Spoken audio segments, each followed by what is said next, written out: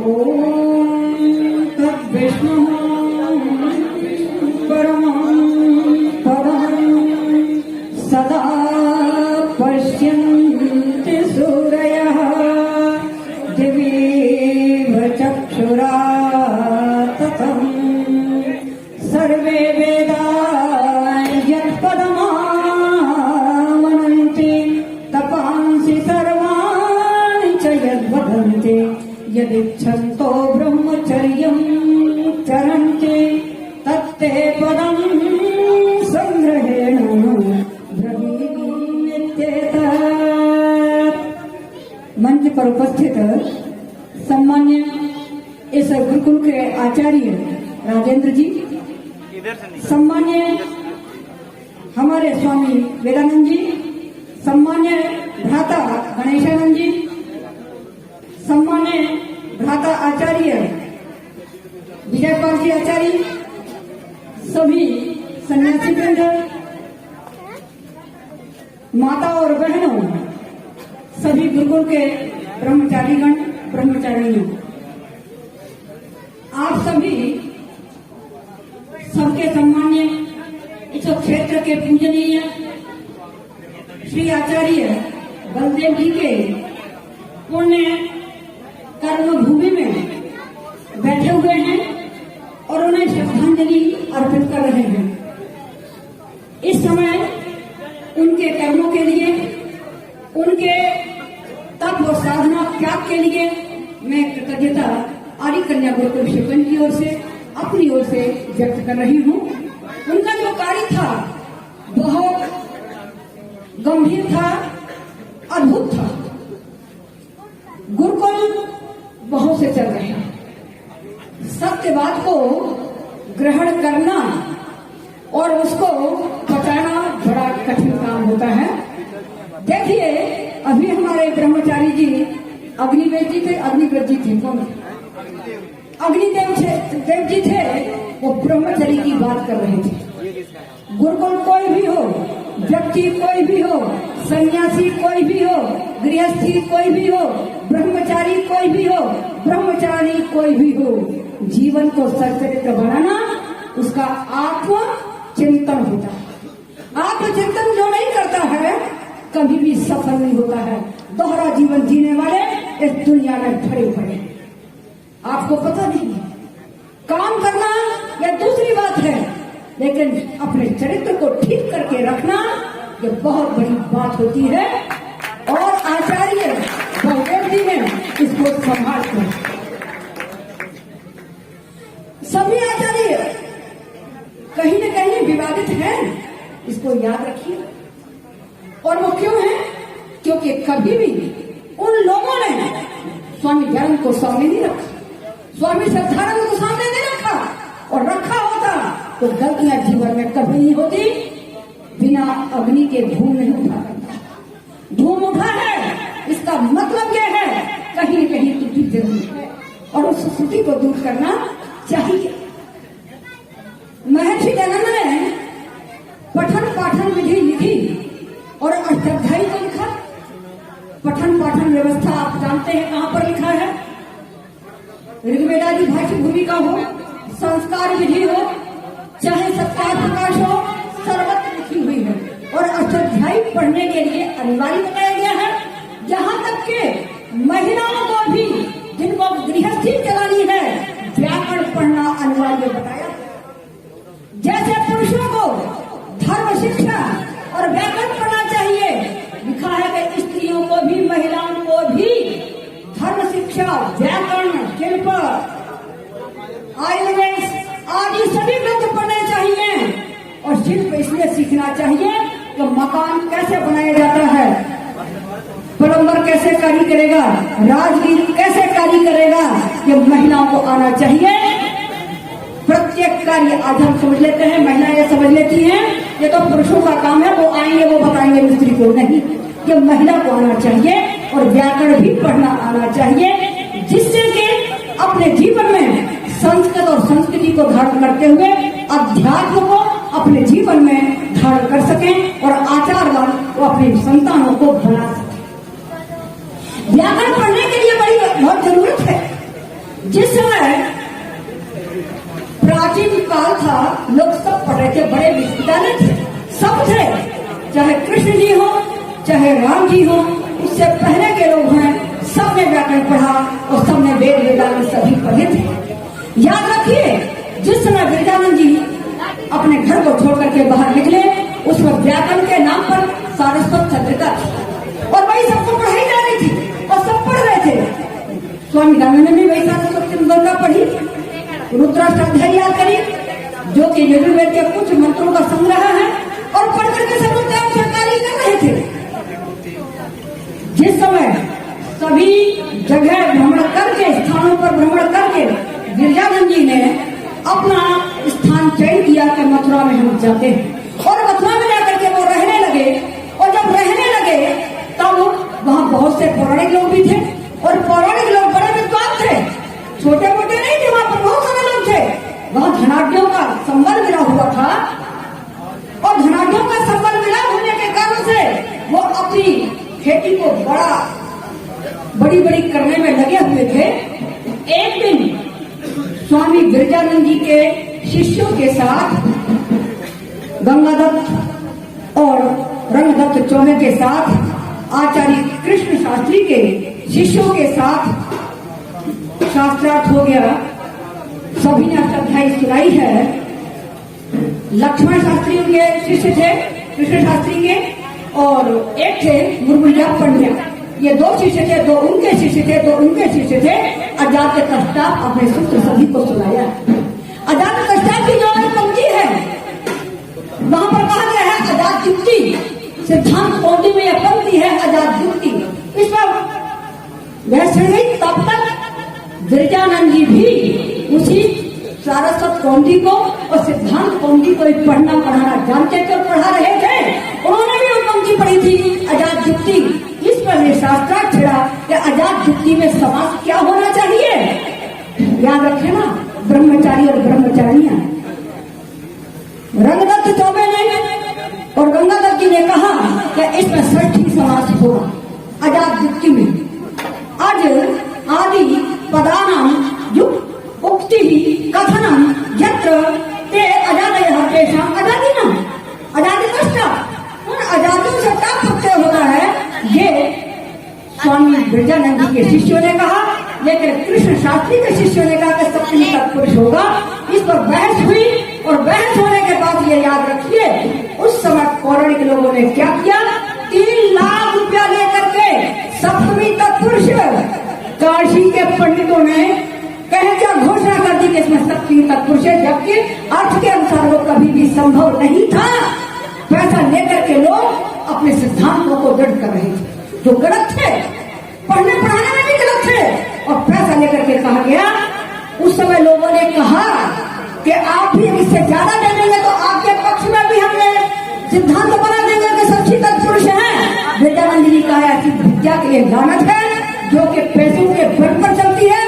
उसके बाद ही स्वामी गिरिजानंद जी ने आर्ष अनार्ष का अन्वेषण किया कि आर्ष क्या है और अनार्ष क्या है। उस दिन से ही सारी सारस्वत चंद्रिका वगैरह सब गंगा में फेंकी और दुनिया को व्याकरण, जो प्राचीन व्याकरण है, पढ़ाने का बीड़ा उठाया। और अगर नहीं उठाते तो महर्षि दयानंद ये सिद्ध नहीं कर पाते। क्या नहीं कर पाते? तो वेदों में इतिहास नहीं है, वेदों में इतिहास नहीं है। ये बात व्याकरण के बल पर स्थापित की महर्षि दयानंद।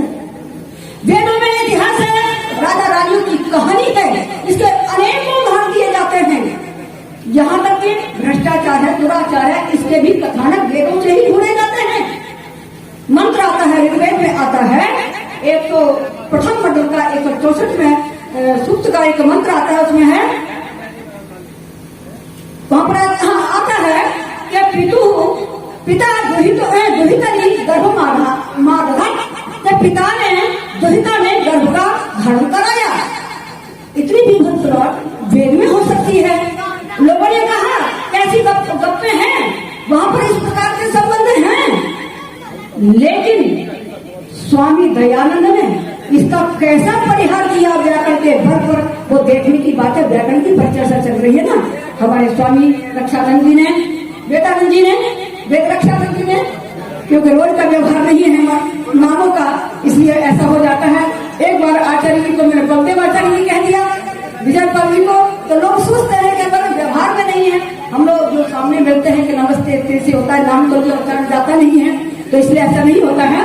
तो ये कार्यक्रम रखा है, वो इसलिए रखा है, रखने के लिए नहीं। तो आपने आज तक दुनिया में कुछ भी हुआ हो, मैंने किसी भी प्रतियोगिता में भाग नहीं लिया, और इसलिए नहीं लिया कि आदमी वहीं का वहीं रहेगा, मैंने नहीं लिया।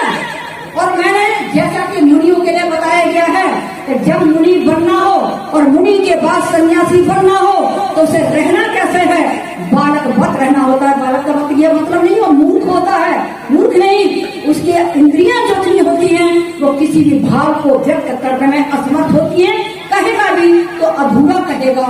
इस प्रकार से जब विद्वान बनना होता है तो उस प्रकार से अपने को उतना बालक बनते रहना चाहिए। आप विश्वास नहीं करेंगे, डिग्री प्राप्त करने के बाद, दीक्षांत होने के बाद मैंने 15 वर्ष गौशाला चलाई, जानी लगाई, दूध दुआ, गोबर उठाया, केवल इसलिए कि अपने को ठीक तैयार करना है।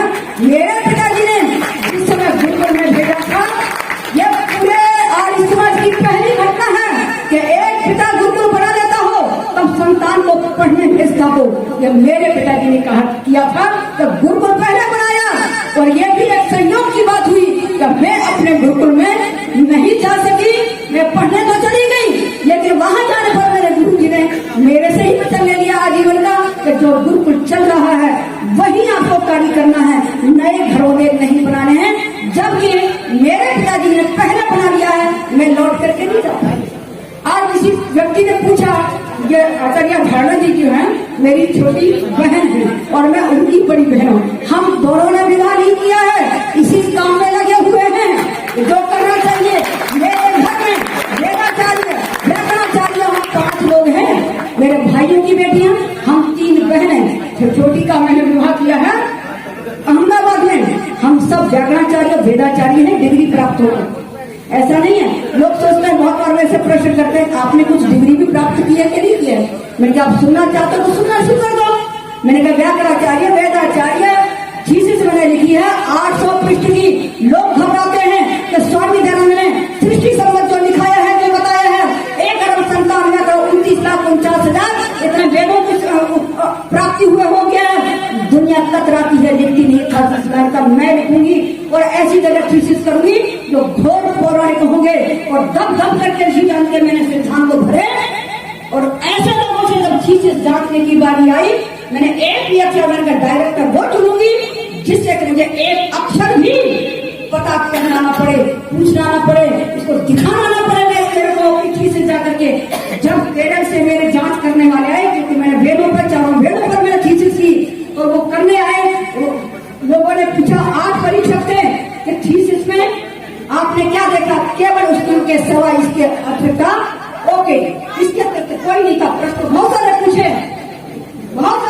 इस प्रकार से जो लिखा गया, तो मेरे पिताजी ने जब गुरुकुल में भेजा था तो कहा था बेटा संपत्ति मेरे घर में है, 250 बीघा के वो जमींदार थे, लेकिन मेरे घर में ज्ञान नहीं है, ज्ञान होना चाहिए। और मैंने भी सोचा तो घर में ज्ञान इतना भर दूंगी कोई निकालते भी निकाल नहीं पाएगा, पीढ़ियों नहीं निकाल पाएगा, कितना भर दूंगी। और साथ में क्या कहा, सर्विस नहीं करनी है। स्वामी जी बात सुनिए, मेरे पिताजी ने कहा सर्विस नहीं करनी है, पढ़ना पूरा है, डिग्रियां सारी प्राप्त की हुई है, सर्विस नहीं करी कोई भी। सर्विस करने का काम ये, और मैं आज कहती हूँ सबके सामने कि मेरे जैसा अमीर कोई भी नहीं। मैं अमीर हूँ, लोगों को भी पढ़ा लेती हूँ, ऐसी नहीं है। लोगों को और विद्यार्थियों को जरूरत पड़ती है वो पैसे भी ले लेती हूँ, लेकिन मेरे पास कुछ नहीं है। बैंक में कहो तो बैंक में नहीं है, कहीं भी नहीं है। जहाँ आर्य कन्या गुरुकुल शिवगंज चलता है, आपको पता होना चाहिए, जैनों का जमावड़ा है वहाँ पर, और ब्रह्मा कुमारियों का जमावड़ा है। ऐसी जगह काम करना बड़ा कठिन काम है। दूसरी बात, वहाँ सभी का बाल विवाह हुआ करता है। हमारी छात्रों ने टॉप किया है विद्यालय को, जोधपुर के जयनारायण व्यास को टॉप कर दिया उसने, जिसका कि बाल विवाह हुआ था। आज भी उसको उस जाति के कारण से टॉप पर जो लड़की है उसको 8वीं फेल व्यक्ति के साथ जीवन बिताना भी पड़ रहा है, लेकिन टॉप वो लड़की पढ़ाई बहुत अच्छी होती है। ऐसे लोगों को पढ़ाना, मेरे यहाँ मेरे गुरुकुल में मुस्लिम बालिकाएं नहीं पढ़ती हैं, ऐसा नहीं है। हम बहुत संघर्ष से पढ़ते हैं। आज मेरे गौशाला में मेरे 50 पशु हैं। वह चाय की समस्या है, राजस्थान में होता कहाँ है, वर्षा के ऊपर सब कुछ होता है, तो गौशाला भी चलाते हैं, कैसे भी चलती है मैं चलाती हूँ। कोरोना में सब लोग विद्यार्थी गए, लेकिन मैंने कहीं पर नहीं भेजा किसी भी विद्यार्थी को। 70 बालिकाएं मेरे पास थी और थी, आज भी है। न किसी को खांसी हुई, न बुखार हुआ, न दुख हुआ, कुछ नहीं हुआ, आज भी ठीक है। स्वामी जगह ने जो इस प्रकार के इतिहास बताए जा रहे थे, उसका जो उत्तर दिया, जो उत्तर बताया, समाधान जाने की बहुत आवश्यकता है। तस्यापत्यम आपने सूत्र भी सुनाया। तस्यापत्यम किस अध्याय का था भाई? ब्रह्मचारी की तस्यापत्यम आपने नहीं सुनाई? 4 का सूत्र है। तस्यापत्य अपत्याधिकार चलता है कि अपत्य उपगौर अपत्यम और उपगौर ये बनता है। अपत्य का जो अर्थ किया महाभाष्यकार ने, वहां पर उन्होंने कर दिया मेरा नाम अपत्यम। उत्पत्ति जो होती है वो उत्पन्न होता है, उसे अपत्य कहते हैं। इसी जगह कैयक ने लिख दिया, क्या लिख दिया? अपत्यम संतति, अपत्य संतति को कहते हैं। लेकिन ऋषि जनन की ऊहा देखिए, क्या बढ़िया बात करी उन्होंने। वो वहां पर लिखते हैं ऋषि जनन, उन्होंने 4 अध्याय तक का भाष्य किया है स्वामी जनन ने, अष्टाध्यायी का। आप सबने पढ़िएगा। सभी ब्रह्मचारी और ब्रह्मचारियां इस बात को पढ़ें। जब भी काशिका पढ़ें, उस ग्रंथ को अवश्य अपने सामने रखें और पढ़ना सबको चाहिए। कर्ण में लिखते हैं कि जो अपत्यम है वो क्या चीज है? कह रहे हैं कि अपत्यमिति प्रकृत्यर्थ विशेषण संबंधे षष्ठी। ये जो अपत्यम है यहाँ पर प्रकृति के विशेषण में षष्ठी है। तस्येति, ये यहाँ पर तस्येति प्रकृत्यर्थ विशेषण संबंध है षष्ठी। तस् में ये यहाँ पर जो है प्रकृत्यर्थ के विशेषण में षष्ठी आई है। तो इससे होगा क्या कि अपत्येन कार्य कारण संबंध, अपत्य शब्द का कार्य कारण संबंध है। आगे तो कहते हैं वो क्या होगा? अपत्यमिति उत्पन्न से कार्य से ग्रहण। अपत्य का मतलब होता है जो उत्पन्न होता है, उस कार्य को कहा जाता है उत्पन्न कार्य अपत्य कहलाता है। यही नहीं कि माता पिता से संतान उत्पन्न होती है वही अपत्य होता है, बल्कि जिससे जो उत्पन्न होता है, जो जिसको उत्पन्न कर देता है, वही उसकी संतान हो जाती है। कार्य कारण संबंध है। इसलिए वहाँ जो सूर्य है, सूर्य लोकः प्रजापति संजकोस्ति, सूर्य जो है प्रजापति संजक, ये प्रजापति है। और उस तस्य दुहिता, उसकी दुहिता क्या है? उषा चास्ती व पुत्रीवत अस्ति। उषा जो है पुत्री के समान है। तो उषसी दुहितरी किरण रूपेण वीर्येण सूर्य दिवसस्य उत्पन्नस्य ग्रहणम। तो माने यहाँ पर यह हुआ, सूर्य ने और उषा ने दिन रूपी संतान को उत्पन्न किया है। उषा और सूर्य के आने पर उषा पहले आती है, सूर्य उसके बाद आता है, उसके बाद आदित्य आता है। ये सारी एक प्रक्रिया है पूरी की, ऐसा नहीं जिसको पर्यायवाची मान के चल रहा है, ऐसा नहीं। तो जो दिन हुआ है कार्य कारण संबंध है। तो एक बात बहुत अच्छी सी लिखी, वो लिखते हैं जब तक उत्पत्ति, जो कुछ उत्पन्न होता है तदपत्यम, अपत्यवत, वो क्या होता है? वो अपत्य होता है, अपत्य के समान होता है। और सहपितृवत, और वो पिता होता है जिससे जो उत्पन्न होता है। तो याद रखिए, ये महर्षि की अपनी ऊहा थी कि तस्यापत्यम में तो ये बताया कि अपत्य का मतलब होता है जो कार्य, अपत्य माने कार्य हुआ।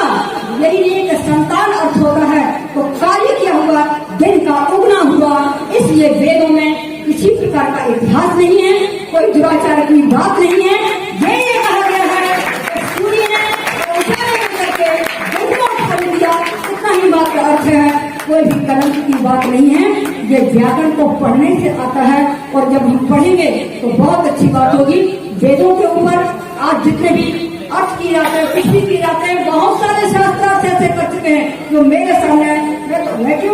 मैं एक बहुत अपना स्वरूप को बहुत समझ के काम करती हूँ, विस्तार से काम नहीं करती हूँ। मैं मंचों में प्रचार के लिए नहीं जाती, कहीं नहीं जाती हूँ, मैं स्थान पर करके कार्य करती हूँ और बहुत से कार्य करने में लगी हूँ। बालिकाओं को कहती हूँ, लेकिन हाँ, मेरी बालिकाओं ने, मेरी ब्रह्मचारियों ने आचार्य पास किया है, करते रहेंगे। ये मैं ऐसा विश्वास करती हूँ। ऐसा नहीं हुआ कि वो एमए के लिए भागेंगे, उसके बाद करिए जो करना है, जो करिए वो करते हैं और करेंगे, और दंडा भी होता है। अभी आचार्य सुनीति है ना, सुनीति सुना के गई है, बच्चियां भी तैयार करके गई है, बहुत डरते हैं। आज मैंने सूट पहन रखा था, इतनी घबराई हुई थी, तो मैं किसी लड़की को जब आज्ञा नहीं देती कि ये पहन करके समाज में खड़े हो जाओ। हम क्यों खड़े हैं? हम क्यों खड़े हैं इनको पहन करके, इन वस्त्रों को? लोग जीन्स पहनते, जानते हैं जीन्स कैसे होते हैं? अमेरिका यूरोप में जो भिखारी होते हैं ना, उनकी पहचान दी हुई है जीन्स। हम जीन्स को पहन करके बड़े खुश होते हैं। उनको 50,000 $50,000 और जीन्स देकर के भेजा, जाओ जो गाना गाते हो, घूमो, मेरे देश से बाहर जाओ। उन्हीं की यहाँ पूजा हो रही है, उनकी देश की पूजा हो रही है। सब बच्चे घबराते हैं। मैंने कहा देखो, अनुशासन, अगर गृहस्थी भी हो जाओगे, दंडे तुमको बहाने लगेंगे। मनु महाराज ने कहा है, पिता हो या छात्र हो, कितना ही बड़ा हो जाए, ये दंडनीय है और दंडित करना चाहिए। ये मत समझ लेना घर में जाकर के निरंकुश हो जाएंगे, तो निरंकुशता भूल जाइए। आचार्य आपके पीछे खड़ा है, आपको मार्गदर्शन देने के लिए खड़ा है। जैसे कि ईश्वर हमारे सामने हमेशा मार्गदर्शन करता है, व्याकरण आपको ईश्वर का आशीर्वाद लेने की प्रक्रिया भी सिखा देता है।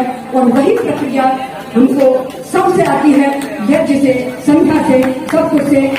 हमारे सम्मानित आचार्य बलदेव जी ने जो कार्य किया है इस क्षेत्र में बहुत अद्भुत है, करते रहना चाहिए। हमारा जो आर्य कन्या गुरुकुल शिवगंज है, और दूसरा गुरुकुल जो है मैंने और आचार्य धारणा जी ने तो चंद्रावती कन्या गुरुकुल खोला है। केवल 3 वर्ष है खुला, तो मेरे पिताजी ने 1965 में था, वो जैसा था वो बना रहा, लेकिन दोबारा से मैंने उसको स्थापित किया है कि हमने बाहर तो बहुत कार्य कर लिया सब जगह जा करके, लेकिन पिता की स्मृति के लिए कुछ करना चाहिए, उसके लिए कर रहे हैं। उसके लिए अभी सहयोग की भी बहुत आवश्यकता है और होना चाहिए उसके लिए सहयोग। श्रद्धा है, आचार्य जी भी सारे काम में लगी हुई है, तो हम दोनों ने ये बीड़ा उठा लिया है कि हम उस क्षेत्र में जरूर से वैदिक संस्कृति, अष्टाध्यायी, इन सबको सम्मान कराएंगे कि इनसे लाभ क्या होता है और क्या नहीं होता है।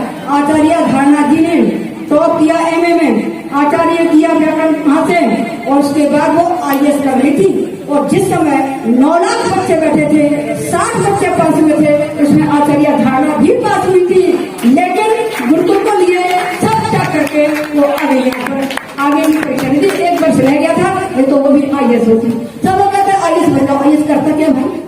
यज्ञ करा नहीं सकता सामूहिक रूप से, जो मानदंड है उसके अनुसार चलेगा, आईएएस करेगा क्या? हमें बताया तो जाए, आईएएस बनकर करने वाला क्या है? लोगों से क्यों अपेक्षा की जा रही है? उस आईएएस से क्यों नहीं पूछा जाता है तुझे अष्टोत्तर याद है, तुझे महाभारत याद है, तुझे क्या आता है? उससे कोई नहीं पूछ रहा। गुरुकुल वालों को हड़का के रखते बहुत सारे, हड़काना बहुत काम है लोगों का। ये बहकना उन्हीं लोगों का काम होता है जो संस्कारों से दूषित होते हैं, दुराचारी होते हैं, वही नजर भागा करते हैं। सच्चरित्र व्यक्ति कभी न भटकता है, न पथ से कहीं जाकर बढ़ जाता है। अपने पथ पर चलने के लिए इस आर्य पद्धति को अपनाना होगा। आचार्य जी का जिनका संदेश प्राप्त किया है जिसने, उसका जो जीवन सुधरा है वो तो वही लोग जानते हैं। इसलिए इस जीवन पर चलना सबके लिए बहुत सरल नहीं है, पर कठिन भी बहुत नहीं है। इसलिए इस मार्ग पर चलें और हमारे पूर्वज जो है उनके मार्ग को आगे बढ़ाएं।